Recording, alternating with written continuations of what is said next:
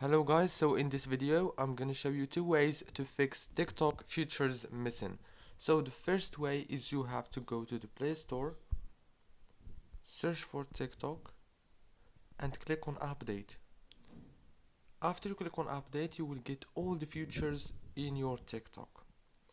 And that's the first way. The second way is you have to go to the settings and go to the apps. Open the apps like this. Now you have to wait a few seconds and then scroll until you find TikTok.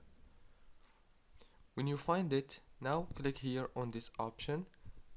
It's called force stop to stop the app, and then go to the storage. Click on this clear data and clear cache. Go back. Now the last thing you want to do is restart your phone. Don't forget to like, subscribe. Thank you for watching this video.